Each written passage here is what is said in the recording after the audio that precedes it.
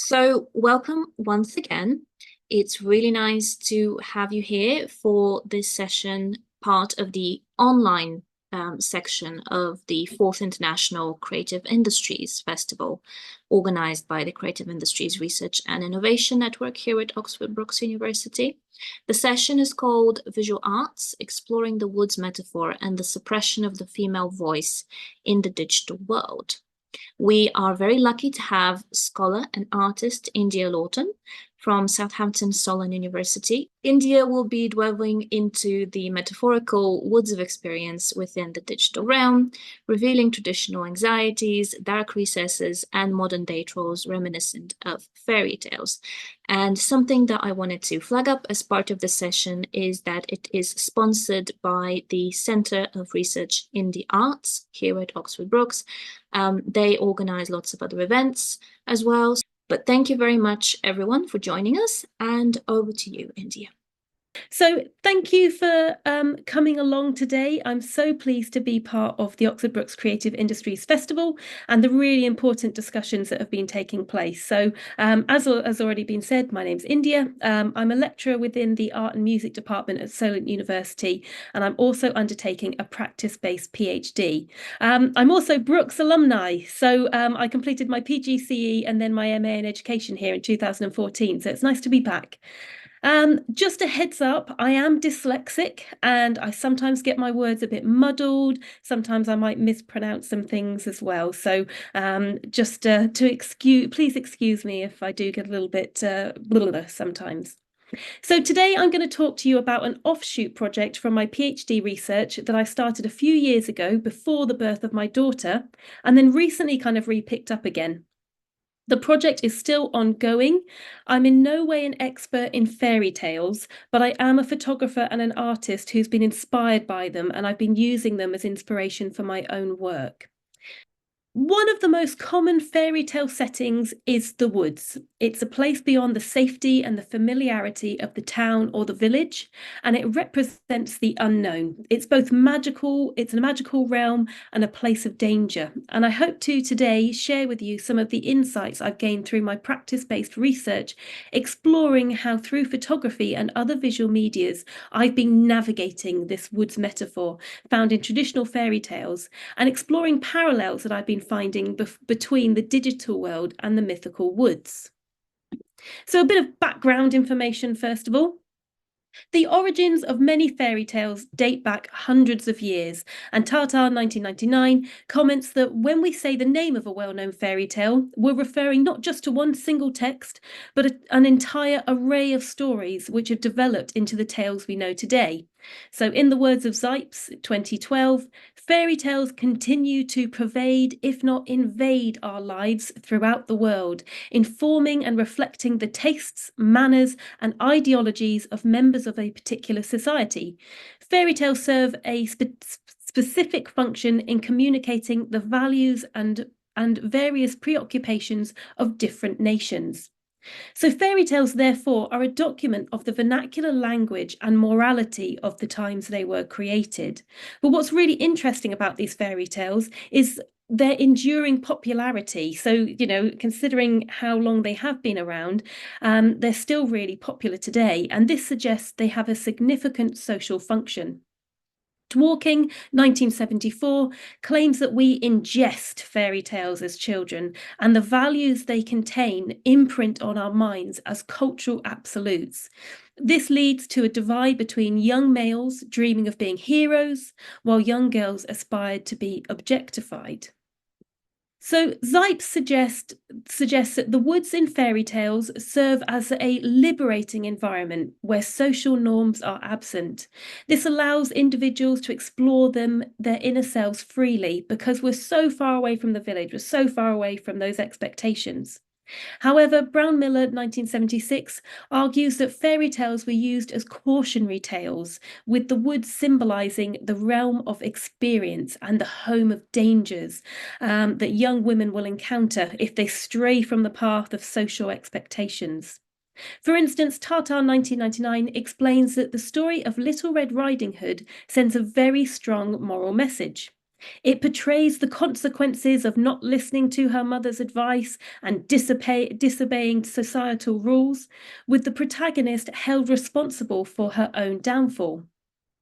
The story reflects the societal expectations of female obedience and the male saviour trope, with the wolf holding little to no responsibility for poor Red Riding Hood's mistakes.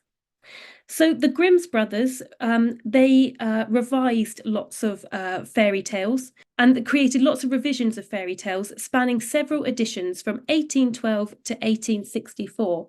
And the reason why they made these changes and kept revising them was to increase popularity, but also to reflect 19th century family values. In these revisions, we started to see that women's voices started to diminish over time. So Bottenheimer, 1987, in her research, it indicates that female characters such as Cinderella became increasingly silent and obedient during these revisions, and this was mirroring the social norms and biases of the time. Zipes, in his discussion of Little Red Riding Hood, also raises a compelling query regarding why the protagonist, upon encountering the big bad wolf, would seek his company rather than avoid it. I would imagine most people, if they bumped into a wolf in the woods, would probably run away. But Little Red Riding Hood doesn't do this. So he goes on to say that the wolf is often symbolic of male desires, and within this context, Little Red Riding Hood's journey can be interpreted as a quest for self-identification and an attempt to understand her place in a social context, but through a male's gaze. As she gazes into the wolf's eyes, she seeks to find a mirror reflection of who she might be, a confirmation of her feelings. Through this perspective, we recognise that the male gaze influences the narrative, perpetuating male desires. For Jeffries, 1996, gender is not just a desire to conform and fit in, but femininity is a learned behaviour which is recreated every day of a woman's life through her interaction with men. So the silencing of women's voices is, of course, not only seen in fairy tales, but deeply embedded within history through to modern day. And I'm just going to talk a little bit about that now. So Butler, 1990, argues that gender roles dictate various aspects of behaviour, appearance, and expression in society, assigning individuals to pre-existing social norms from birth. The concept of the male gaze, popularised by Moldeve 1975, describes how visual media often objectifies women for the pleasure of heterosexual male viewers. Moldeve's analysis, alongside Berger's examination of nude women in European paintings in Ways of Seeing in the 70s, highlights how female characters are typically portrayed from a male perspective, reinforcing sexual imbalance. Kund, 1992, expands on this idea, suggesting that the consumers of media images, even women, internalize and control the representation of women, perpetuating their objectification. Koss and Harvey, 1991, underscore the problematic nature of this objectification, linking it to societal issues like gendered violence against women. So, reflecting back on Red Riding Hood's mother, who wasn't listened to, it's important to discuss the female voice in society. So, in Women in Power, 2017, Mary Beard, which I've mentioned just a minute ago, she explores the role of the female voice in society, particularly in the realms of power and politics. Beard traces historical expectations of women speaking their mind, highlighting instances of silencing throughout history. She uses examples such as Penelope in Greek mythology, who was told to return to women's tasks after expressing her opinions in public. Beard examines how this silencing persists in modern contexts, including social media, where women often face backlash for expressing opinions or occupying traditionally masculine spaces. In politics, female politicians experience greater and more vicious online abuse compared to their male counterparts. This is used as a deliberate strategy to silence and discredit them. Digital gender-based violence aims to weaken not only the credibility of the women targeted, but also the causes that they advocate for. So, what Beard's writing reveals to us is that the silencing of women is still predominant in our contemporary culture. And while we might see it less often in some areas than historically, it can still be seen in other highly modern and prevalent forms of communication in current society. For example, Beard discusses social media and online internet trolls. She says some of the same issues of violence and gender are at play in the question of internet trolls and the hostility, from abuse to death threats, that get transmitted online. She goes on to note that it's usually men rather than women who are the perpetrators of this, and they attack women far more than they attack men. On this slide, we can see some examples of what is known as gender trolling.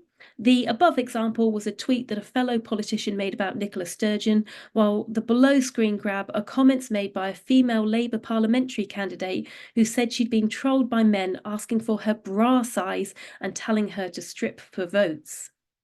So I'm curious to learn a little bit more about you.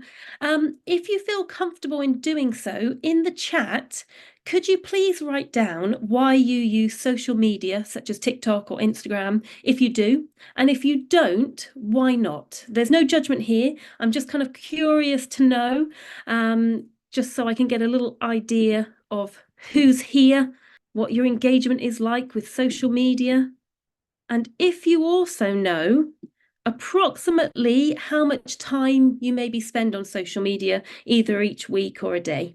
So I can see we've got for entertainment and communication and friends. Oh, we've got probably 4 hours plus. Is that a week or a day? How often's that? A day. Wow. Yep. To keep in touch with friends when it's bored, it's something to do. To keep in touch. Easy contact with friends overseas, share photographs, Facebook pages. Yep, great. I use Facebook and Instagram to connect with friends, share pictures privately, Twitter to browse but never post. So spending time scrolling and watching and seeing what other people are sending. Some people not a big fan of interacting. Messenger, 2 hours a day. Memes, oh, the hours I've spent looking at memes. Somebody studies it. Post photos of my dog. LinkedIn for professional content. Yeah, great. Brilliant. So some really interesting comments that people have put here. And there's lots of great reasons why we use these spaces. I mean, I looked at my screen time this week on my phone to see how long I'd been on it. And just use an example of Monday, I spent 4 hours on my phone, and that wasn't including the time I spent on my laptop as well. And it was 2 hours of that day was on social media, mostly Instagram. It also told me that I picked up my phone 118 times. So this is a real habit for me, just picking it up, looking at it, anything going on, put it back down again. 118 times I did that in the day. And this figure was actually down by 16% from last week. So last week was higher than this. The interesting thing for me is that on Monday, I was actually working in the morning, and then I was looking after my toddler in the afternoon. And when I've looked at those kind of hours that I spent online, most of the screen time happened between 12 and 6 p.m. when I was meant to be spending time with my daughter. And what's also interesting is that now, since having a daughter, I'm going to say 90% of my social media content in the last 3 years has been images and videos of my daughter. And I quite often in the evenings when she's gone to bed, I sit there scrolling and watching the videos that I've taken of her throughout the week. So I sometimes am quite aware that I'm watching most of her growing up through the screen of my phone. And I mean, that's just kind of a personal observation there. So thank you for your comments on that. A bit of broader research on the topic now. It's been researched that young people, particularly 14 to 19-year-olds, spend an average of 104 minutes per day on their phone. One set of research figures showed that people on average spending 24 hours a week online, so that's an entire day, which is twice as long as 10 years ago. The same study also noted that in recent years, women are spending more time online than men. So Ormirod, 2018, comments that individuals create online worlds where they share edited aspects of their lives on social media, often to mimic the images they encounter. This leads to individuals constructing an online identity that conforms to societal expectations, whether genuine or not. They go on to comment that fantasy lives are created on social media, and this imagery-rich world is then embedded into our lives due to smartphones and evolving technology. I know that my phone is the first thing I look at when I wake up in the morning. It's always connected to me. This constant exposure to online narratives is more prevalent in young people's lives than traditional fairy tales were historically. This means that the morality and social expectations of the time that were once communicated through fairy tales are now embedded into our lives through social media. So I'm going to talk a little bit about Royce's essay Becoming an Artwork from last year, 2023, because there's a lot kind of covered in there, which links really nicely to some of the things I've been researching and discussing. So in his essay, he discusses the use of social media and objectifying. He begins with analysing the Greek mythology story Narcissus and how, upon seeing himself in a lake, he became enchanted by his own image. Because he became an object, he was able to take a step back and see himself, and he could see himself how others see him. He was liked by Greek society because he was admired for the way he looked, and even after his death, he was reborn as a flower because they are so admired. Through becoming this flower, he sacrificed his interests, his desires, and became a pure form. He removed all questions about what he thinks or how he feels, and he became an object to be admired. So self-portraits, in some form or another, have been around since we were able to make marks that represent something. We've always wanted to represent ourselves. But the phrase selfie and what it represents is something that's become the norm due to the rise of social media. Royce believes that selfies are a means for individuals to construct and control their own images in the public sphere. He claims that in contemporary society, our image belongs to others. Once we take an image, we put it out there, other people own that image then. It's no longer ours. And it belongs to others and the society in which we live. These selfies and online identities allow users to have some control over how we're viewed in a world saturated with images and media.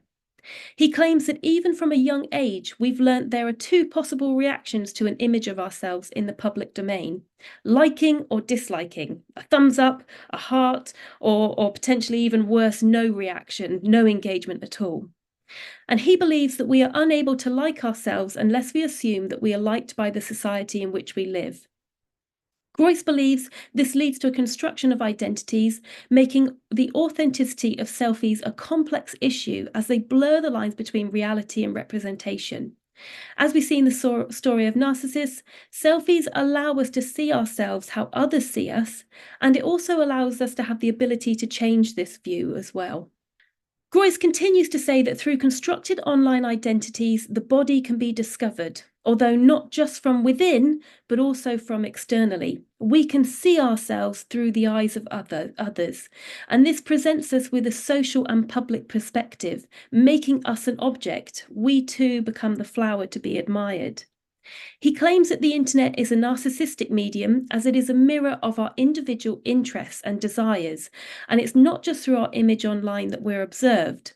Our internet footprint of the online communities we participate in, our search history, who and what we follow, also produces an image of ourselves and offers this image to an invisible spectator hidden behind the surface of our personal computer screens.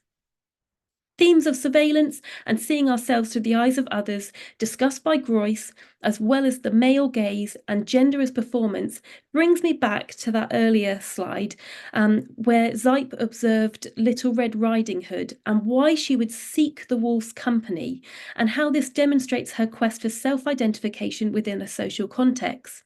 According to Zipes, the wolf's eyes serve as a mirror, reflecting who she might be.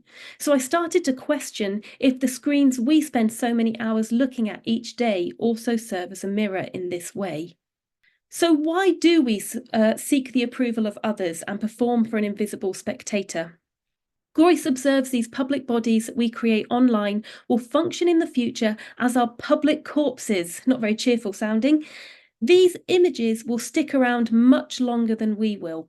According to Groyce, the online world creates a contemporary substitute for the former promise of a spiritual afterlife. He claims that it is impossible to not care about our future public corpses because our public body does not belong to us. As I said previously, once the images are out there, they're no longer ours, and we can therefore only partially control. If this is the case and our images would be open to external scrutiny long after we've gone, surely we would prefer these corpses to be designed according to our tastes and present ourselves in a way we would like to be seen. According to Border and Beauvoir, 2010, we also perform in this way due to learned behaviours. They believe women objectify themselves in order to fit a status quo. And Herbert, 1986, and Gavey, 2004, suggests that this objectivity feeds expectations that a woman is to be seen and not heard. Beard recognises that while we may see in modern culture some positive moods towards expectations of a more active female in society, female passivity is still deeply embedded in our culture, particularly in the online world. We really see it there. The digital world, like the mythical woods of experience, does provide the possibility of self-discovery and creation, but it also can be seen to perpetuate social pressures that lead users to conform to social expectations. Both realms, the woods and the online world, exhibit persistent themes of self-objectification and silencing of women. So online harassment disproportionately affects women who are 27 times more likely to be targeted compared to men. Research in the European Union shows that 1 in 10 women have experienced cyber harassment, including receiving unwanted, sexually explicit messages or inappropriate advances on social media. However, due to a lack of consistent definitions, the actual figures could be higher than this. Women in traditionally male-dominated fields like politics and journalism are particularly vulnerable to gender violence and trolling online. A survey revealed that 73% of women journalists have experienced online violence, with 20% also facing offline attacks linked to their online harassment. The prevalence of online violence often leads women to conform to societal norms online, despite the desire for individual expression.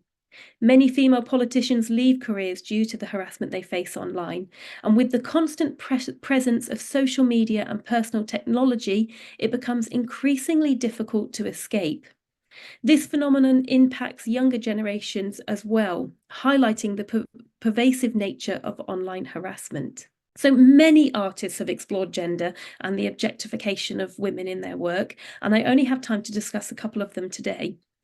Jones, 2002, explained that many artists who identify as a woman use the strategy of self-performance in self-portrait work due to the way they are able to articulate themselves as authors rather than objects. By picturing themselves, they speak as subjects and therefore unhinge the status of a woman's body as a speechless and dominated object.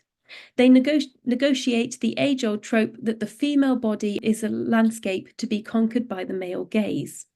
So one such photographer, which I've got on the screen here, is Cindy Sherman. Sherman explores constructed gender and the objectification of women in her work. She uses herself as a subject, but she adopts different personas, distancing herself from her own identity. This approach allows her to delve into various feminine roles and highlight the idea that gender roles are like masks. In Sherman's untitled film stills series from 77 to 80, for instance, she portrays stereotypical female characters from 1950s and 60s television and film, challenging social norms and viewers' perceptions. According to Isaac, 1996, Sherman embodies the essence of womanhood, portraying it as a masquerade. Through her stage photographs, she reveals the constructed nature of identity and questions the passive roles often assigned to women, akin to characters in fairy tales. Another example I want to share with you today is the Guerrilla Girls. So founded in 1984, they use guerrilla tactics to expose sexism and racism in the art world, especially in New York. They wear gorilla masks and adopt pseudonyms inspired by historical female figures to protect their identities. They originated in response to a 1984 Museum of Modern Art exhibition that featured mostly male artists, and they began a poster campaign in 1985, targeting various stakeholders in the art world, accusing them of excluding women and non-white artists. One noticeable poster, which I've put on the screen here, questions why female artists needed to be nude to be featured in the Met Museum's modern art section, highlighting the disproportionate representation in women in art compared to female nudes. My last example I want to share with you is Jemima Stoley. So in 2000, Stoley created the project Stripped. The series of images consisted of photographs of Stoley stripping in a studio in front of men who were in powerful relationships with her, such as art critics, contemporary artists, and curators. In the images, the men hold the trigger of the camera, so they've got the control of when the photograph is taken. And as she takes the clothes off, they decide when to take the photographs. When talking about the project, she says, it's asking what they think about me as a woman and a naked body, as well as me professionally. When discussing the objectification of women, Stoley said, I don't want women to be seen only as sexual objects, but I do think women objectifying themselves is more complicated. How are we different? How are we the same? These are things that everybody struggles with, and they're real concerns. So, as I mentioned at the very start of this presentation, I am a practice-based researcher. And for those of you who aren't familiar with this term, what it basically means is that I produce artwork as research outcomes. So Barron and Eisner, 2012, believe that the purpose of art-based research is not to answer a question, it's not to create a single correct and true answer to a question or solution to a problem. Rather, it addresses complex and often subtle interactions, providing an image that makes these noticeable and poses questions regarding important social and cultural issues, allowing them to be seen in previously unavailable light. Rubin, 2023, believes that each of us have our own way of seeing the world, which can lead to feelings of isolation. However, artwork has the ability to connect us beyond the limitations of language and can lead to a profound connection between the artist and the audience, as we recognize some part of ourselves in the work and therefore feel understood and connected. For Heidegger, 1935, the creative process also allows the artist to engage with the world and develop their own understanding of their own existence, revealing deeper truths of being in the world. So due to the possibilities of artworks enabling audiences to question master narratives and the way in which the digital world creeps into many corners of everyday life, I embarked on an ongoing project to explore this mythical woods of experiencing online. So where it all started. Since my early interactions with social media, I've been fascinated in the performance that I found myself putting on for the unknown and the known spectators that visited my curated online spaces, and also the way in which I would spectate the lives of others online. So initially, this began with careful selection of page backgrounds, music choices, and overexposed selfies on my MySpace page to present the digital world with my popularity and cool social life. In later years, this has translated into a careful curation of presenting to others my life as a woman, an artist, a professional, and more recently, a mother on spaces like Instagram. It's also in these digital worlds that I not just present myself, but I also engage in and spectate the digital worlds of others. I often find myself comparing myself to them and mimicking them, particularly recently other mothers. It was a few years ago, just before I started this project, that while I was on holiday in Morocco and at a popular tourist destination, of course taking my tourist photos to go on my social media, that I spotted the scene you see on this slide. What I witnessed was a woman being photographed by who I presume was her partner from afar. The portrait at the tourist location didn't surprise me, we were all doing it, But what made me stand and watch for longer was the attention that she gave into the creation of the image. She struck various poses and took, I presume, many photographs over the 5 or so minutes that she spent composing and curating what she thought of as the perfect photograph. She and her photographer friend both appeared oblivious to others watching and the scene playing out. And when she'd got the photograph she had envisioned, they both left the destination. Due to the ease of social media, I went onto Instagram a few hours later and I searched for recent photographs at that location that I'd seen the woman posing. And lo and behold, the image on the left was the one that had been shortly uploaded to her public account. From what I could tell from her account, she was not somebody who worked in the public domain. She wasn't a performer or a model or anything. Rather, she was somebody on holiday with her friend, very similar to myself.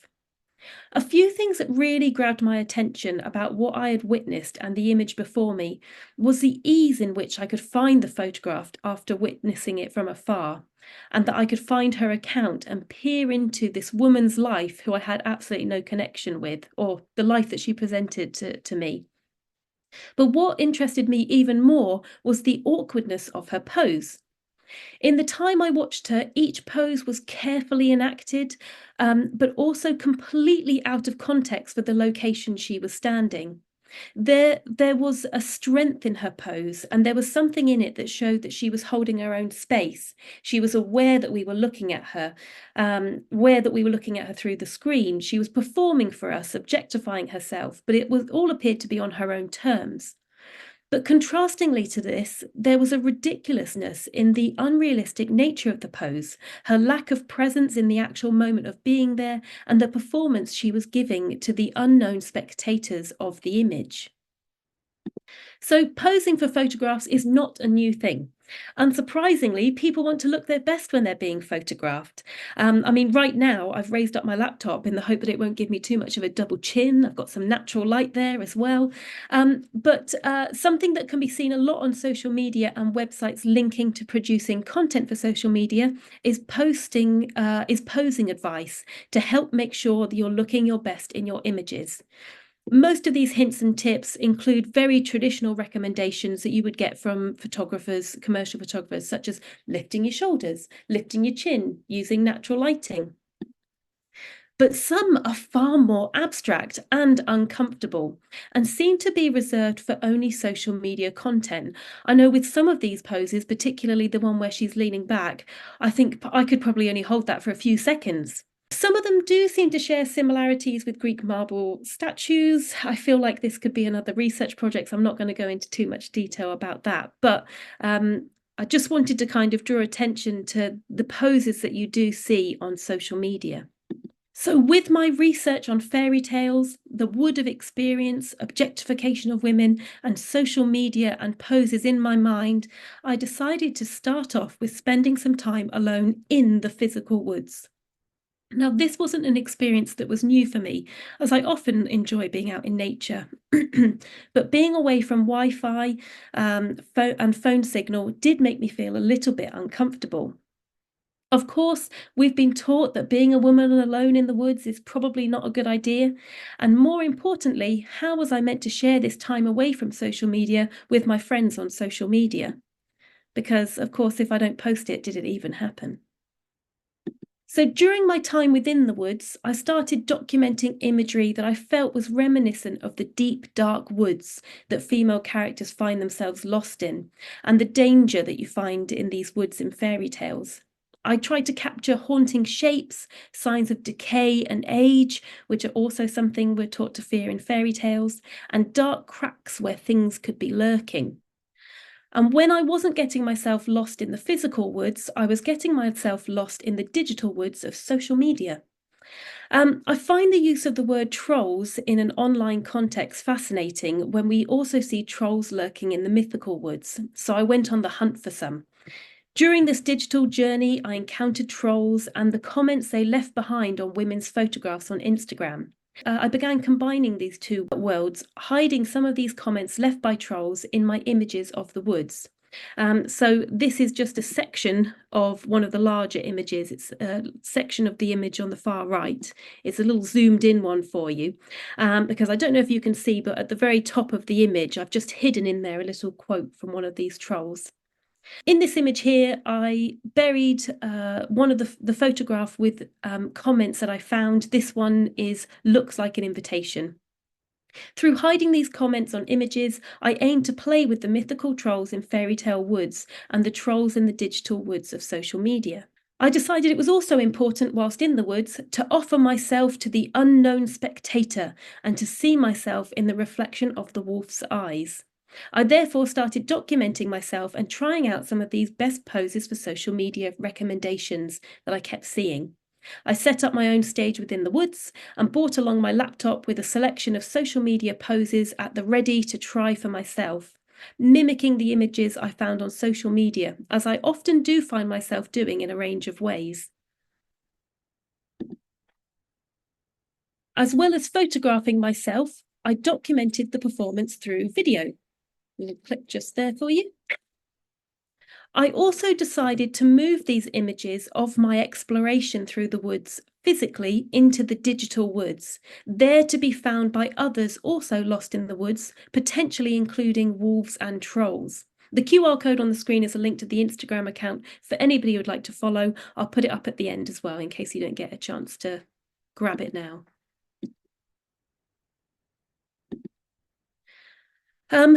I have been adding semi-regularly self-portraits of these social media posts, videos of me performing these poses, and also started creating filters using Metaspark Studio. Most engagement of my posts have been from friends and family, with the few odd bots leaving me some strange comments.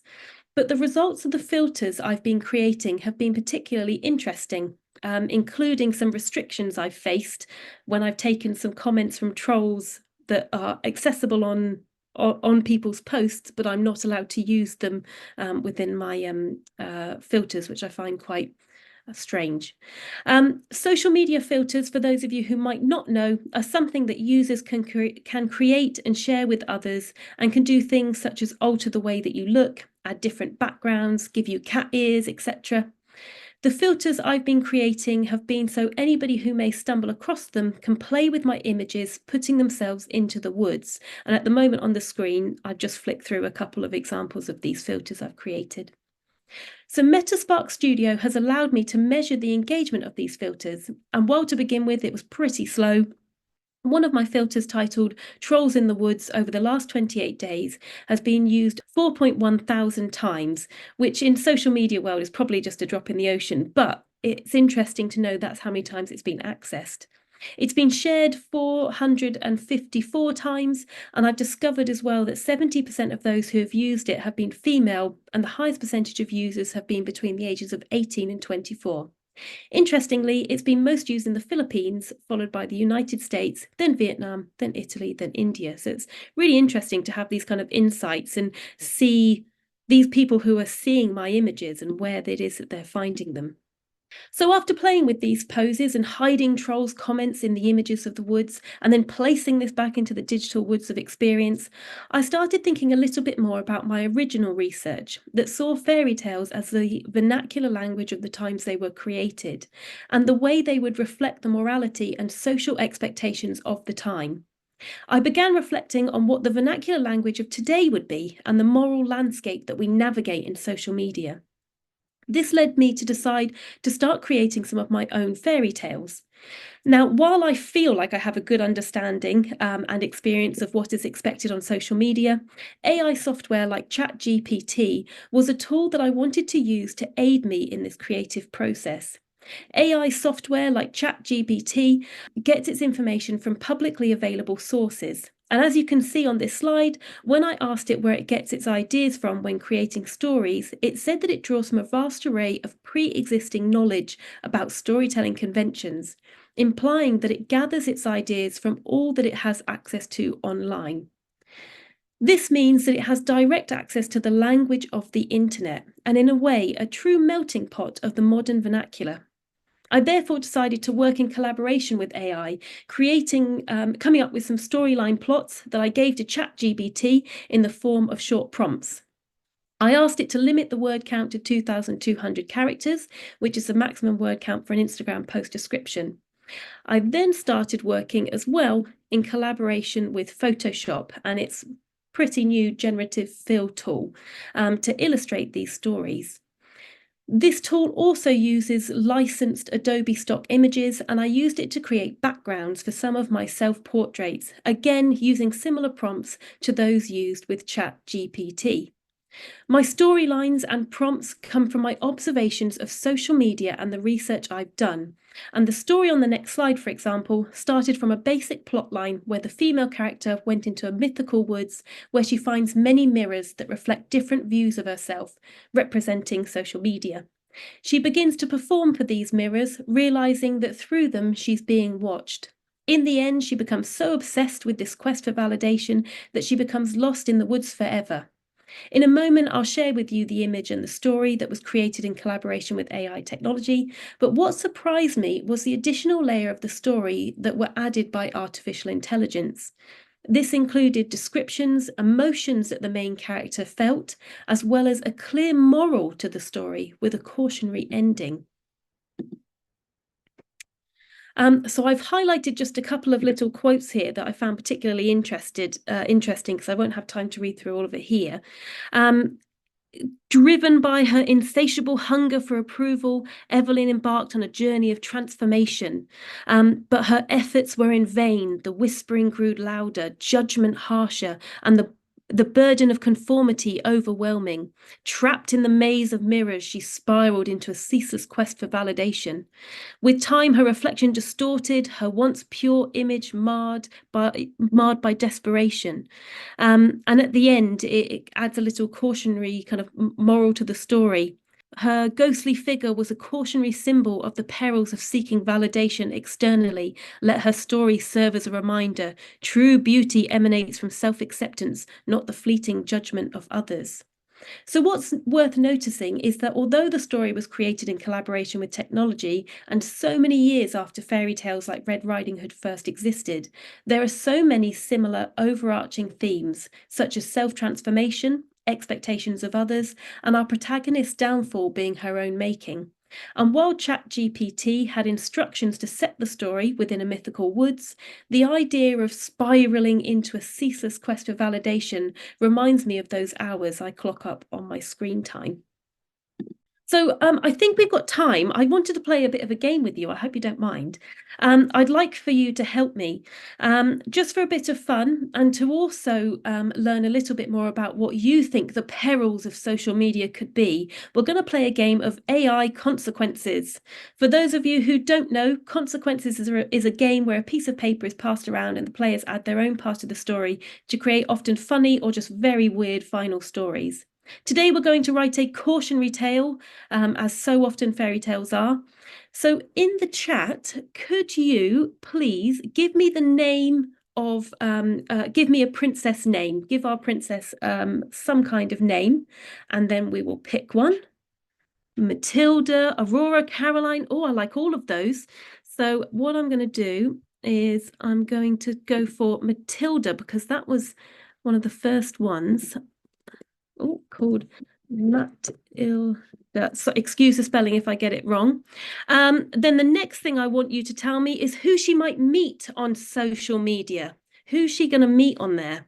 Remember, this is a cautionary tale. So who's she going to meet? A troll, a politician with a dark past, an abuser.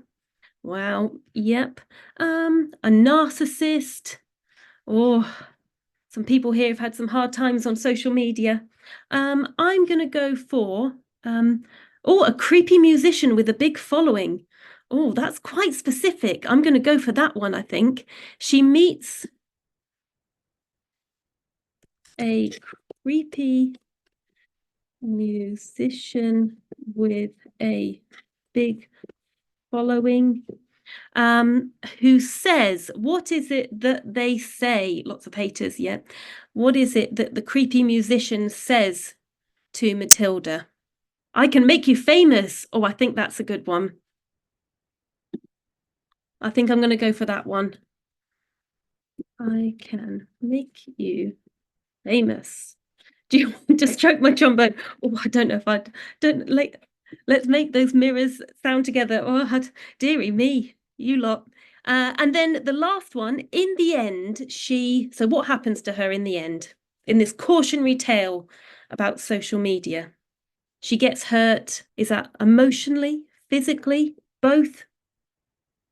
Becomes soup, punches him in the face. Well, I imagine punching him in the face, well, that's quite a strong ending there, isn't it? Becomes soup. I imagine that would probably hurt. So I'm going to say becomes soup because I'm really curious to see what happens when I put this in. And I've asked it as well to give the story a title. So what I'm going to do is I'm going to put that into ChatGPT.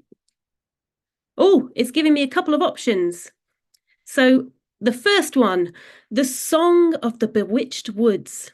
Princess Matilda, lost in the woods, encounters a sinister musician with an enticing offer, fame in exchange for her soul. Entranced by the promise, she follows him. But as his melody ensnares her, she realizes his followers are bewitched souls. Unable to escape, she becomes an ingredient in his cursed soup. Matilda's tale warns of the allure of hollow promises and the dangers of trading one's essence for fleeting glory. In the heart of the woods, her cautionary melody echoes, a reminder to heed the whispers of caution in the pursuit of fame. Yet never eat cursed soup. Fantastic. Thank you very much, everyone. I'll be using that on my next post. So hopefully that kind of just demonstrates the kind of the power of AI and how much of the gaps it really fills in from what it gets from other places online. So thank you for that. That is a very entertaining story. So I'm going to kind of start rounding up now. What is it that I've learnt from the experience of this project so far?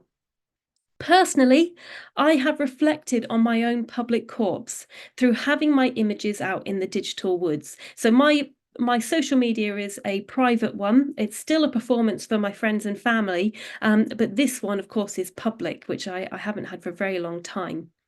I've also received comments from friends and families about these photographs saying, wow, you look so good, or you look really glamorous in those images. And I found that whilst these comments were said with good intentions, I've had really mixed feelings about them. They have heightened my self-consciousness and awareness of how my body has changed since these photographs were taken. So these photos were taken before I was a mother. I've gained quite a lot of weight since then, and I seem to have aged about 10 years in the last 3 years. So kind of people commenting on these pictures that aren't a true representation of me now has made me quite uncomfortable. It has made me reflect about my own daughter one day using social media and getting lost in the woods. And if I will be Red Riding Hood's mother, will I be cautioning her? Will I be reinforcing expectations? Will I not be being listened to? I'm sure that I'm not being listened to much now, so I'm sure that will be the case. Or will I be the witch or the evil stepmother, which is another discussion for another time. In terms of the project's research, it's ongoing and I'm unsure which direction and where it's going to take me and where in the woods I'm going to end up. I hope that people will interact with it. I hope people will reflect on their public corpse.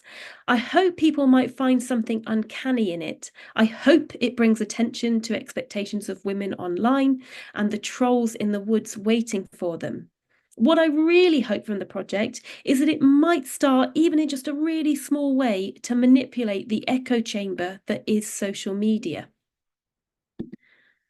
So again, thank you so much for joining me today. Very happy for people to contact me via social media or via email if you don't get a chance to ask any questions today. Thank you so much for brilliant, very interactive and engaging talk. We do have time for a couple of questions. So if anyone is brave enough to unmute themselves and speak up, please do so now. Wave at me, I'll see you maybe.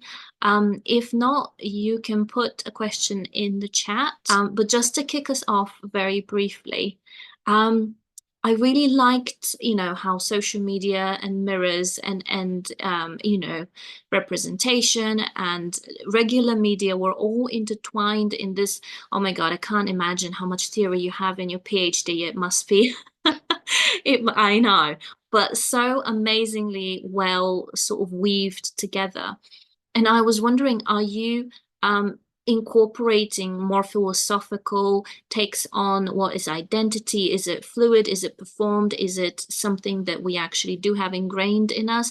Or are you trying to stay away from the philosophy side of it? Because that opens a whole other can of worms. Well, it's an interesting one because the project originally started when I first started my PhD research, and that was looking at representations of women online and the kind of the parallels between fairy tales, and it was kind of this project here. And then I had my daughter, and I suffered from birth trauma, and I took a little bit of time away from it, and my project went a different direction, and I kind of left it to one side. And it's only kind of recently I've come back to it. And because I think of the way that I do now see myself online and kind of mimicking these mothers and things, I've kind of revisited this project again. So there's lots of initial research I started with, but it's now kind of, I suppose, seeing where the journey takes me, and if I do end up going more kind of down the incorporating it back into my PhD somehow, although I'm looking at birth trauma, I have started to find links, like I said, between motherhood and representations of this kind of fairy tale birth and this fairy tale motherhood that you find online. So it might be that the project starts to kind of lead down that direction. But at the moment, yeah, it's just been kind of playing around, seeing where it takes me. And it's been really fascinating when I have presented the project to hear the experiences of others, and how people interact with social media or don't interact with it. So at the moment, it's kind of just plodding along, but it's probably going to find its way into my research again. It might just be in a slightly different form. We've had really interesting panels on female representation, motherhood as well, as part of an in-person table read of a play from Antonia McKay, who is part of Oxford Brookes. So it really weaves into other themes that we've had as part of the festival as well. I see a lot of people saying, thank you, exceptional topic. Victoria says, as a mother, do you see a difference in messages in children's TV shows, narratives, and stories now as opposed to fairy tales of the past? That's a very good one, actually.